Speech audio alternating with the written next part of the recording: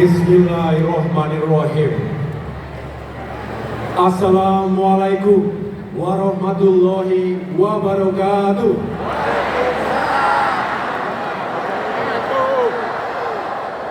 Salam sejahtera untuk kita semua. Shalom, Om Swastiastu, Namo Buddhaya, salam kebajikan.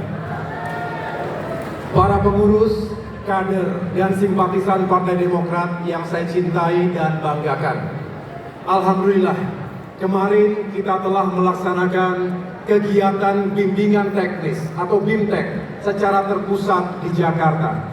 Dihadiri lebih dari 1.800 anggota DPRD fraksi Partai Demokrat.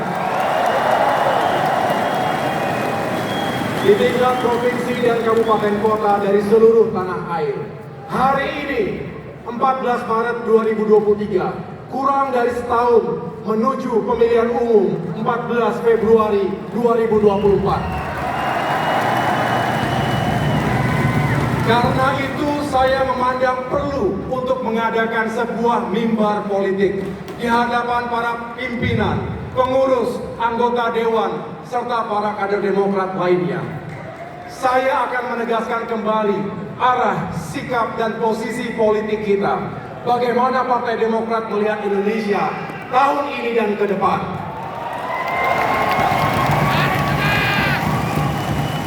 Tentu perhatian kita saat ini semakin terfokus pada proses pemilu. Tetapi agenda kehidupan bangsa bukan hanya pemilu. Masih ada hal lain yang tidak kalah pentingnya bagi rakyat kita. Kita harus terus memperjuangkan perubahan dan perbaikan di berbagai sektor kehidupan masyarakat, berbangsa dan bernegara. Saudara-saudara masyarakat Indonesia yang kami muliakan, melalui mimbar politik ini, Demokrat akan menyampaikan 3 hal pokok. Pertama, kami terus terpanggil dan berkewajiban untuk memikirkan dan mencari solusi atas persoalan kehidupan rakyat, khususnya masalah ekonomi dan kesejahteraan. Kedua, sikap dan posisi Demokrat atas sejumlah isu nasional, baik soal hukum dan keadilan, kebebasan, maupun kelangsungan demokrasi. Ketiga, harapan dan rekomendasi Demokrat untuk pemilu 2024. Hadirin sekalian, dalam 6 bulan terakhir ini, saya melanjutkan agenda keliling Nusantara, berkunjung ke Jawa Tengah, Yogyakarta, DKI Jakarta, Jawa Barat, Banten, Jawa Timur, Sulawesi Utara, Nusa Tenggara Timur, Lampung, Sumatera Selatan, Sulawesi Tengah, dan Sulawesi Barat. Insya Allah tidak akan berhenti. Saya akan terus datang ke lapangan untuk menyapa dan berdialog dengan rakyat. Karena dengan demikian, saya sungguh mengetahui persoalan mereka serta harapan dan aspirasinya langsung tanpa perantara. Saat ini dunia masih menghadapi tekanan ekonomi yang cukup berat. Di Indonesia, inflasi melewati ambang batas lebih dari 5%. Kini masyarakat kembali merasakan kenaikan harga-harga barang sebagai second round effect dari kenaikan harga BBM tahun lalu. Ibu Yanti, seorang ibu rumah tangga yang saya temui di Sulawesi Tengah, mengatakan harga beras sekarung 50 kg nyaris 1 juta rupiah. Artinya harga per kilo mencapai 20.000 rupiah. Ini jauh di atas harga eceran tertinggi beras di pasaran. Ia menjerit, dari mana kami bisa mendapatkan uang untuk membeli kebutuhan pokok tadi? Saya juga mendengar keluhan para petani di Jawa, di Sumatera, di Kalimantan, di Sulawesi, hingga Bali dan Nusa Tenggara. Harga pupuk mahal, sedangkan pupuk subsidi langka. Belum lagi harga jual hasil panen dipermainkan tengkulak. Sementara itu, nelayan kesulitan berlayar karena mahal dan langkanya solar. Kesulitan ini dirasakan oleh para nelayan kita, termasuk di Maluku, Papua, dan Indonesia bagian timur lainnya. Kemudian, para pelaku UMKM juga masih kesulitan bangkit dari keterpurukan pasca pandemi, khususnya untuk mendapatkan akses dan bantuan modal usaha. Di Jawa Barat, Jawa Tengah, dan Jawa Timur, para guru honorer menangis. Mereka mengadu karena tak kunjung diangkat sebagai ASN. Belum lagi bantuan dana pendidikan untuk golongan kurang mampu masih sangat terbatas. Ibu Sukmawati misalnya, kuliah anaknya terhambat karena persoalan ekonomi. Padahal anaknya cukup berprestasi dengan IPK mencapai 3,94. Kemudian generasi muda, khususnya generasi milenial dan generasi Z, hampir frustrasi dengan lapangan pekerjaan yang makin terbatas. Belum lagi gempuran digitalisasi dan otomasi. Sedangkan ketimpangan akses digital antara masyarakat di desa dan masyarakat kota masih cukup besar. Saudara-saudara sekalian, banyak yang berdalih krisis yang kita alami juga dihadapi oleh negara-negara lain. Bahkan mereka mengklaim kondisi kita lebih baik. Faktanya, daya beli masyarakat turun drastis. Kemiskinan dan ketimpangan memburuk. Memang krisis di tanah air tidak bisa dipisahkan dari krisis global. Terkait hal itu, saya juga ikut bicara dalam forum internasional Berlin Policy Dialogue di Jerman awal November lalu. Bersama 44 mantan pemimpin dunia, kami menyerukan untuk dihentikannya tragedi kemanusiaan di Ukraina dan perang yang mengakibatkan krisis energi, krisis pangan, dan juga krisis keuangan dunia. Masalahnya bukan hanya krisis global. Persoalan ekonomi kita semakin rumit karena keuangan negara tidak dikelola dengan baik. Anggaran terlalu banyak digunakan untuk membiayai proyek-proyek mercusuar yang tidak banyak berdampak pada kehidupan wong cilik. Betul! Tidak banyak berdampak kepada saudara-saudara kita yang terkategori miskin dan kurang mampu. Sementara itu, defisit anggaran coba ditutupi dengan utang pemerintah. Dalam 8 tahun terakhir ini, kenaikan utang pemerintah mencapai 3 kali lipat. Menurut Kementerian Keuangan, di awal tahun 2023 ini, angkanya mencapai 7.733 triliun rupiah. Gile, Indonesia miskin. Belum lagi utang BUMN yang semakin menggunung sebesar 1.640 triliun rupiah. Faktanya pula, rasio utang negara terhadap PDB semakin tinggi. Lagi-lagi, ada pihak yang berdalih bahwa rasio utang masih aman. Bukan itu soalnya. Kini kita kesulitan membayar utang karena keuangan negara juga tengah menghadapi tekanan. Sejatinya rakyat jugalah yang akan menanggung utang lewat pajak yang mereka bayar. Betul? Karena beban utang tadi, ruang fiskal menjadi sangat terbatas. Tidak adil jika akibat utang yang terlewat tinggi tadi, akhirnya pemerintahan mendatang tidak leluasa membiayai kehidupan dan pembangunan nasional. Janganlah menghukum pihak yang tidak bersalah. Di tengah keterbatasan anggaran itu, pengelolaan pajak belum dilakukan dengan baik, bahkan rawan disalahgunakan. Padahal pendapatan negara 80%-nya bersumber dari pajak yang dikumpulkan dari keringat rakyat. Akibatnya kepercayaan rakyat kepada pemerintah pun turun. Untuk itu, kembalikan kredibilitas pengelolaan pajak. Perbaiki sistem pengawasannya. Rakyat harus diyakinkan uang yang disetor benar-benar masuk kas negara dan digunakan tepat sasaran.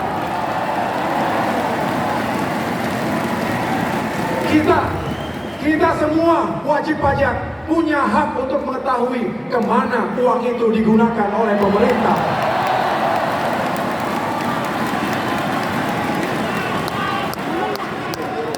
Rakyat Indonesia yang saya cintai dan banggakan, mengapa kondisi ekonomi menjadi perhatian utama kita? Karena hal ini menyangkut kehidupan rakyat, sekaligus menjadi prasyarat suksesnya pesta demokrasi. Tentunya, kalau ekonomi dan keuangan Indonesia 1 tahun ke depan ini baik, pemilu 2024 dapat dilaksanakan dengan baik pula. Karena itu, Partai Demokrat berharap ekonomi di tahun politik ini bisa benar-benar dikelola dengan baik. Utamanya kebijakan fiskal yang meliputi pengelolaan APBN dan APBD. Kalau fiskalnya baik, insya Allah ekonomi bisa berjalan dengan baik. Misalnya bagaimana mengatasi gelombang PHK yang mencapai angka 1 juta orang dan pengangguran yang mencapai angka 8,4 juta orang. Melalui kebijakan fiskal yang tepat, alokasi APBN bisa dialirkan untuk job security, mencegah terjadinya PHK, dan juga job creation guna membuka lapangan pekerjaan yang baru. Keterbatasan ruang fiskal saat ini menuntut kita memprioritaskan alokasi anggaran untuk membantu rakyat yang hidupnya sangat kesulitan, utamanya meningkatkan daya beli, kesehatan, dan pendidikannya. Memang pilihan dan prioritas dalam penentuan kebijakan fiskal adalah hak pemerintah. Oleh karena itu, kami bermohon kepada pemerintah agar bijaksana dalam menentukan prioritas tersebut. Selain itu, alokasi dan penggunaan anggaran harus akuntabel. Juga harus sesuai dengan konstitusi dan aturan yang berlaku, sehingga kebijakan fiskal ini dapat dipertanggungjawabkan. Saudara-saudara sekalian, implementasi anggaran juga tidak kalah penting. Anggaran yang telah dirancang oleh pemerintah dan DPR pada postur APBN kita tidak akan berhasil tanpa implementasi yang baik. Jika dalam praktiknya anggaran kementerian, lembaga, dan pemerintah daerah dipotong dalam jumlah yang besar, maka mereka akan sulit untuk memenuhi sasaran-sasaran pembangunannya. Contohnya, jika pemotongan anggaran militer terlalu besar, tentu akan mengganggu pelaksanaan tugas pokok TNI. Kita tidak ingin para prajurit TNI tidak dapat melaksanakan tugasnya dengan baik akibat pemotongan yang besar itu. Padahal tugas TNI memiliki resiko yang tinggi. Betul? Selanjutnya, jangan sampai pula kebijakan pemerintah kurang berpihak kepada wong cilik. Contohnya, dari 143 juta angkatan kerja, sektor pertanian menyumbang 38 juta tenaga kerja atau sekitar 26%-nya. Jadi, sektor pertanian merupakan penyerap tenaga kerja yang paling utama. Sayangnya, sektor wong cilik ini justru kurang mendapat perhatian. Bahkan anggaran Kementerian Pertanian pun minim. Tahun ini saja, anggarannya hanya 15 triliun rupiah. Angka ini setara dengan alokasi APBN untuk sektor pertanian tahun 2014. Padahal postur APBN tahun 2023 ini 700 triliun rupiah lebih besar dari 2014 yang lalu. Jadi jika ada yang bertanya perubahan dan perbaikan apa yang sedang diperjuangkan oleh Partai Demokrat, maka para kader sekalian, jawablah bahwa salah satu agenda perubahan kita adalah perbaikan kebijakan ekonomi, termasuk kebijakan fiskal yang tepat, adil, dan berorientasi pada peningkatan kesejahteraan rakyat. Agenda yang lain adalah mewujudkan tata kelola pemerintahan yang baik, good governance, yang tentunya tidak lepas dari prinsip transparansi, partisipasi, dan akuntabilitas. Jangan diabaikan. Jika kita fokus melakukan itu dengan baik, berbagai persoalan ekonomi dan kesejahteraan rakyat tadi dapat ditemukan solusinya. Saudara-saudara sekalian, kita mencermati tata kelola pemerintahan saat ini tidak berjalan dengan baik. Banyak program pemerintah yang dilakukan gerusa-gerusu, terburu-buru, dan kurang perhitungan. Betul?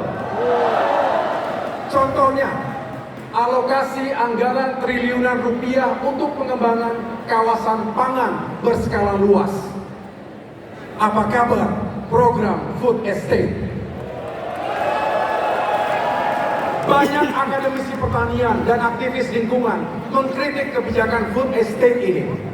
Program yang hanya mengandalkan ekstensifikasi lahan saja, tapi dinilai mengabaikan faktor ekologi dan sosial.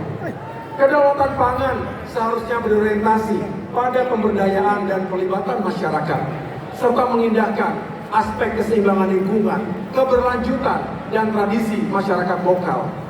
Ini mengacu kepada mazhab ekonomi Partai Demokrat, yaitu Sustainable Growth with Equity, pertumbuhan ekonomi yang berkeadilan dan berkelanjutan, yang tetap menjaga keseimbangan alam. Sementara itu, kurang baiknya tata kelola pemerintahan juga tercermin dari lahirnya peraturan perundangan yang keluar dari norma hukum. Contohnya, Undang-Undang Cipta Kerja. Sejak awal Demokrat menolak Undang-Undang Cipta Kerja. Kami mendengar jeritan kaum buruh di berbagai daerah. Bukan hanya karena isinya yang kurang berpihak pada tenaga kerja, tetapi juga karena pembuatan aturannya dilakukan gerusa-gerusu. Alih-alih menciptakan lapangan kerja, angka pengangguran malah makin tinggi. Sehingga tidak mengherankan jika Mahkamah Konstitusi akhirnya menyatakan Undang-Undang Cipta Kerja tadi sebagai produk yang inkonstitusional.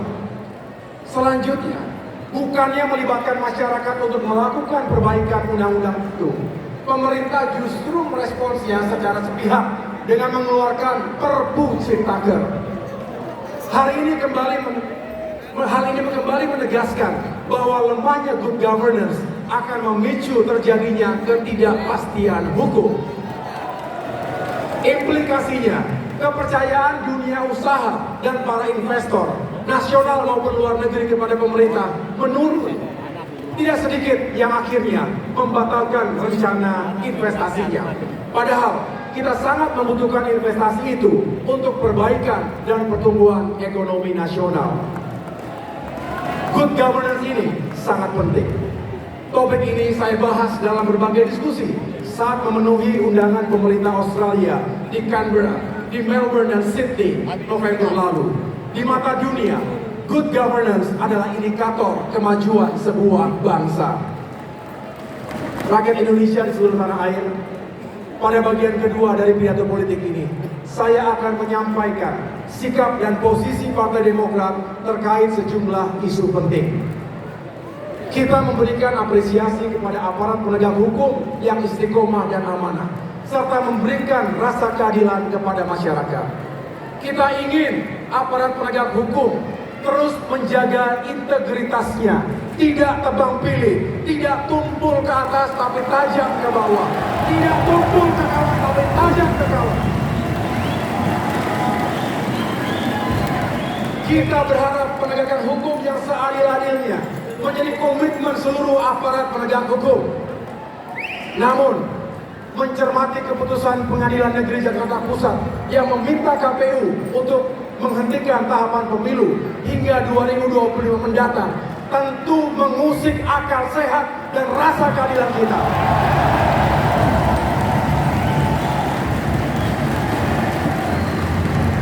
Apa yang sedang terjadi di negeri kita ini?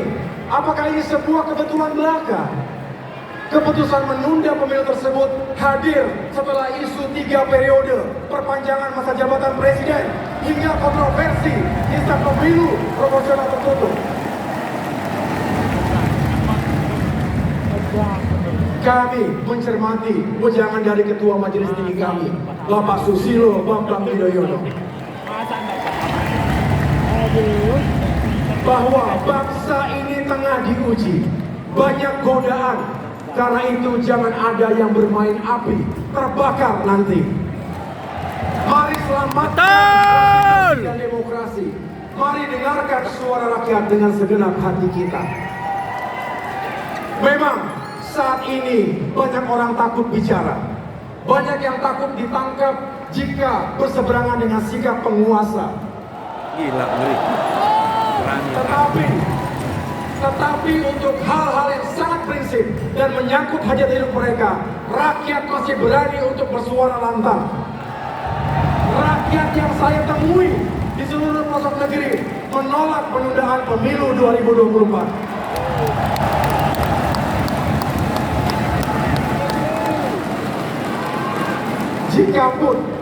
Jikapun pemilu 2024 dipaksakan ditunda, lalu siapa yang akan memimpin kita nanti? Karena sesuai perintah konstitusi, pemerintahan saat ini akan mengakhiri masa tugasnya pada tanggal 20 Oktober 2024. Pertanyaannya begini, apa iya ada PLT Presiden?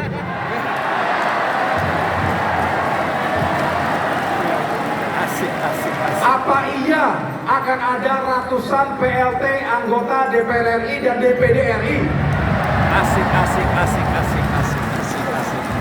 Apa iya akan ada ribuan PLT anggota DPRD Provinsi Kabupaten Kota? Kalau di negara kita ada PLT Presiden dan ribuan PLT Wakil Rakyat yang berkuasa dan bekerja selama 2 hingga 3 tahun, betapa kacau dan chaosnya situasi nasional kita.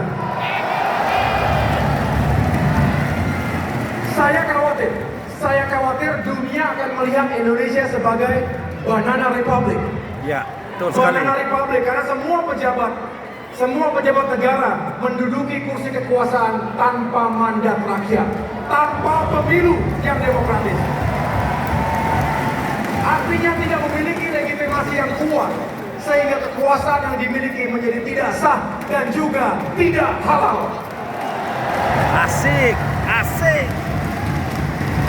Keren. Kita juga sedang menunggu proses pengambilan keputusan di MK terkait sistem pemilu proporsional terbuka atau tertutup. Kita ingat, Januari lalu, saya bersama 7 pemimpin partai politik lainnya telah menolak sistem pemilu proporsional tertutup. Sistem proporsional terbuka adalah produk dari kemajuan kualitas demokrasi. Sistem ini memungkinkan setiap warga negara yang memiliki hak dipilih untuk bersaing secara sehat, membangun hubungan kepercayaan dengan konstituennya masing-masing. Lalu bagi warga negara yang memiliki hak untuk memilih, terbuka ruang untuk mengenal langsung siapa yang akan menjadi wakil rakyatnya. Tidak seperti membeli kucing dalam karung.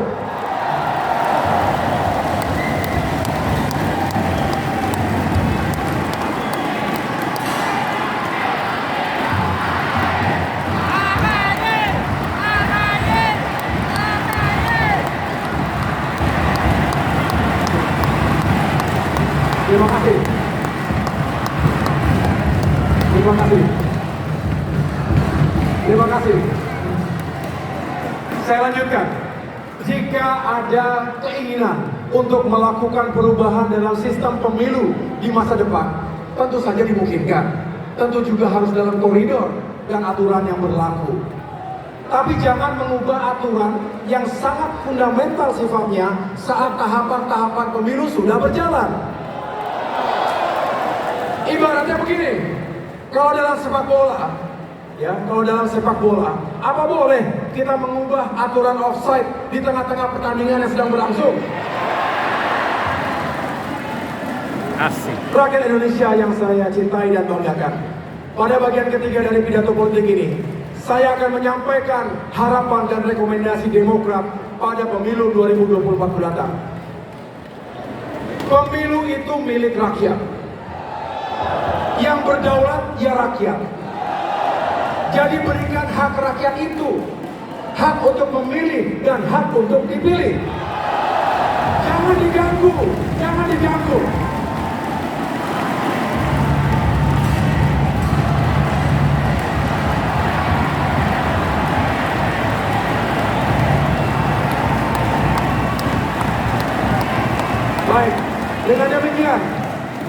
demikian, berikanlah ruang sesuai keadilan dalam politik bagi warga negara yang memiliki hak untuk dipilih.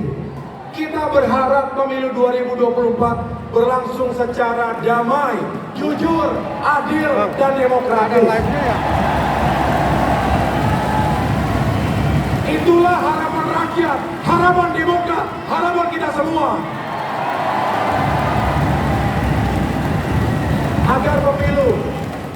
Agar pemilu 2024 nanti berjalan sesuai harapan kita, Demokrat merekomendasikan pentingnya fair play atau permainan yang adil dan sportif sesuai dengan undang-undang dan aturan yang berlaku. Betul sekali. Elemen fair play yang paling penting adalah hadirnya netralitas negara. Seluruh aparatur negara harus benar-benar netral, baik TNI, Polri, BIN, Kejaksaan, dan lembaga penegak hukum lainnya, serta badan-badan usaha milik negara. Keren. Stop. Kami juga berharap kepada segenap penyelenggara pemilu yang kami muliakan, khususnya KPU dan Bawaslu, bisa menjalankan tugasnya dengan baik secara independen. Setuju. Jika kondisi itu terjadi, insya Allah pemilu kita akan damai karena ada fair play, karena tidak ada kecurangan, sehingga menang atau kalah akan diterima jika terjadi dalam permainan yang adil dan sportif. Betul. Karena hak dan kedaulatan rakyat tidak diganggu.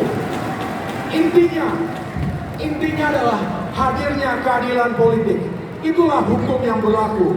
Ingat, no justice, no peace. Betul sekali. No justice, no peace. Para kader Demokrat yang saya banggakan, saya berpesan, marilah kita berikhtiar dengan sungguh-sungguh agar kita berhasil dalam pemilu mendatang. Kita tentu ingin mengubah nasib dan masa depan kita, betul? Kita ingin kembali ke pemerintahan nasional dan kuat di parlemen. Artinya, kita ingin menang dalam pemilihan presiden dan sukses besar dalam pemilihan anggota legislatif.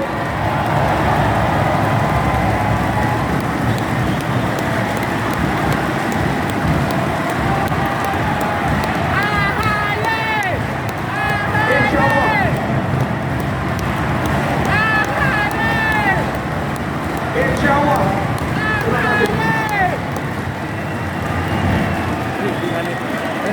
Insya Allah, dengan ridhonya dan dengan dukungan rakyat, Demokrat akan mendapatkan kemenangan ganda itu.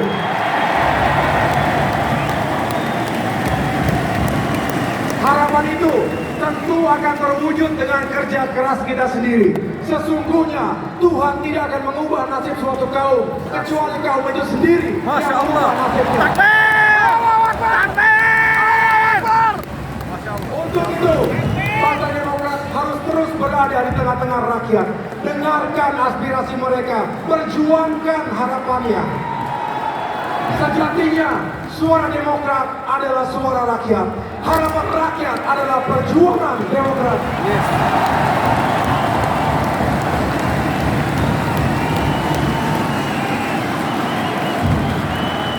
Berkaitan dengan hal ini, menjelang bulan suci Ramadan 1444 Hijriah, saya mengajak seluruh kader Partai Demokrat untuk menjadikan momentum ini sebagai sarana membantu rakyat yang sedang kesulitan.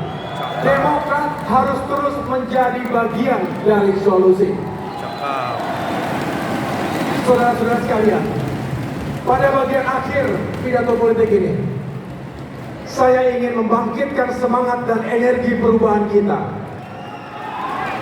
Makin dekat dengan pemilu, makin banyak gangguan, tantangan, dan ujiannya. Kita harus berani dan bersatu untuk menghadapinya bersama-sama.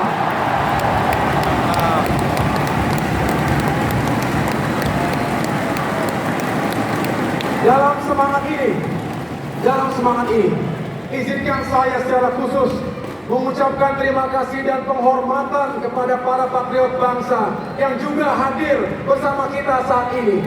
Beliau-beliau adalah senior-senior saya. Para Jenderal Laksamana Marsikal Purnawirawan TNI Polri yang siap berjuang bersama kita, bersama rakyat Indonesia, mewujudkan perubahan dan perbaikan.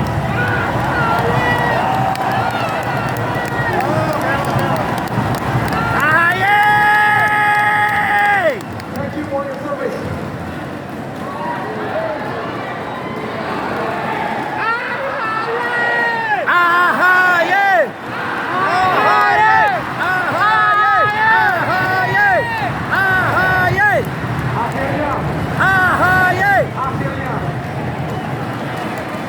Akhirnya saya ingin meyakinkan kembali dengan bertanya kepada seluruh hadirin yang berada di ruangan ini. Apakah kita yakin memperjuangkan perubahan dan perbaikan? Yakin? Apakah kita berani menghadapi ujian dan tantangan?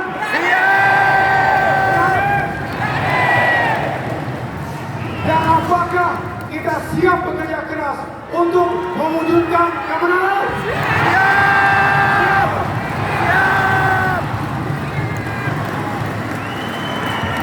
Mari kita satukan energi dan kekuatan. Mari hadirkan gelombang dan getaran perubahan dan perbaikan untuk Indonesia yang semakin baik. Indonesia untuk semua.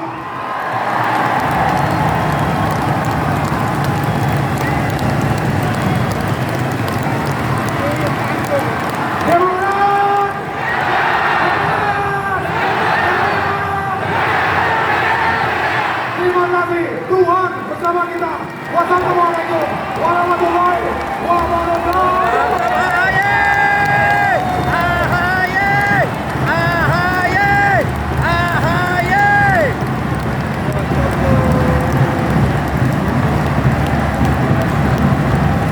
Ngeri pidatonya, ngeri pidatonya.